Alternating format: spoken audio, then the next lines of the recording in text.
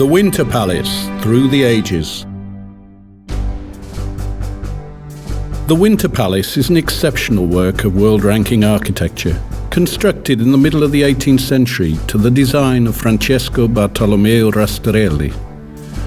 The palace was commissioned by Empress Elizabeth, but she died in December 1761 before she could move in.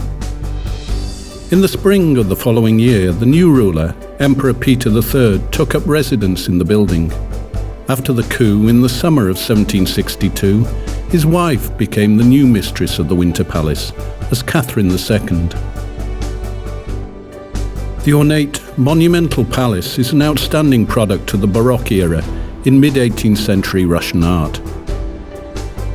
The building is intended to be seen from all sides. It represents a brilliant example of the synthesis of architecture and decorative sculpture. All the facades are embellished with columns that rise through 2 stories, and the abundance of moulded elements creates an extremely rich play of light and shade that invests the building with splendour.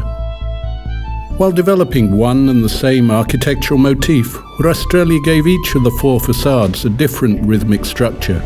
The most imposing is the southern frontage, which faces Palace Square. Here, the architect pierced the facade with 3 arches, creating a grand entrance for vehicles into the courtyard and accentuating it with paired columns. The majestic northern facade produces the impression of an endless colonnade, overlooking the watery expanse of the Neva. The composition of the western facade, opposite the Admiralty, puts one in mind of a suburban palace with a small front courtyard. The monumental eastern facade, with its massive side blocks forming a large grand courtyard, is oriented towards Millionnaire Street. In ground plan, the palace takes the form of a tremendous rectangle with mighty blocks protruding at each corner. Those were intended to house the throne room, the main staircase, the church and the theatre, the 4 focuses of life in the imperial residence, connected by blocks containing suites of staterooms and living accommodation. In December 1837, the Winter Palace suffered a devastating fire.